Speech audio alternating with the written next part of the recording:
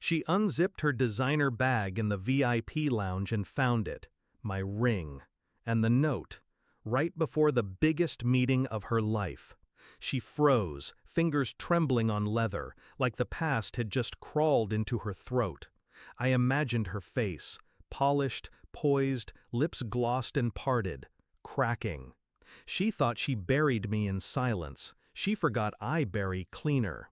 6 months earlier, she told me she loved me. Said it with her head on my chest and a glass of wine in her hand, still dressed in her power suit. I'd just helped her rehearse the board pitch that got her promoted. Back then, I believed in her more than I believed in gravity. She said we were building something.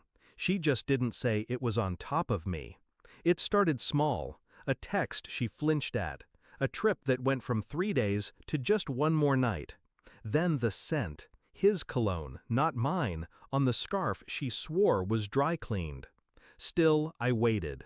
Not because I was weak, because I was measuring the collapse.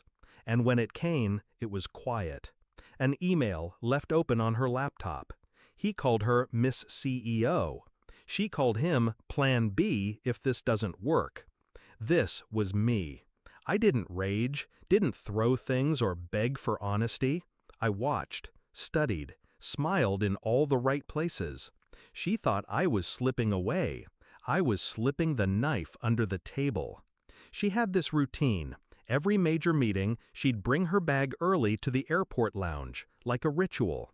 The blue Mont Blanc folder, the stress mints, the second phone. She thought no one noticed that. She was always obsessed with control. I learned the contours of that obsession and built my revenge to fit perfectly inside it. A month before her Tokyo pitch, I started planting. Not clues, pressure, the kind she couldn't trace. Her second phone mysteriously logged out. Her reservation got accidentally switched to coach. The ad agency rescheduled, twice. The deck she needed crashed seconds before a rehearsal. She started snapping at assistants, then investors. Her mask began to slip, exactly on schedule. The night before her flight, I told her I was proud of her.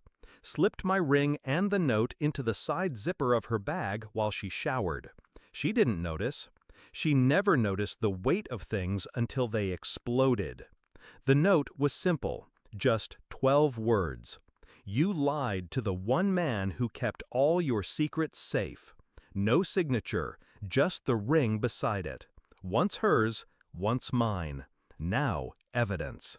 She always said it symbolized trust, so I made it a weapon. In that lounge, she would have been seconds from walking into the boardroom, flanked by global execs, billion-dollar slides waiting on screens. Then, the unzip, the pause, the realization, and the knowing. She didn't know when I found out, or how far I'd go. That was the point. While she unraveled under downlights, I was across the city, in a glass office, shaking hands, with her competition. I'd leaked the pitch, quietly, strategically, just enough to make her obsolete. They liked me, said I was composed, efficient, focused. I let them believe I was heartbroken, that I just needed a clean slate. They never saw the blade I carried behind the grief. She didn't lose the deal that day, she lost the seat. They saw her shake, saw her lose timing, rhythm, control. They don't give empires to people who bleed in public. She came home 2 days later, didn't speak, just stood in the doorway, bag still zipped. I was on the couch, book in hand, pretending I hadn't watched it all unfold from 12 angles. She finally whispered, "You did it, didn't you?" I didn't look up. "You left me first," I said. "I just made sure it stayed that way." She didn't cry. She was too proud for that.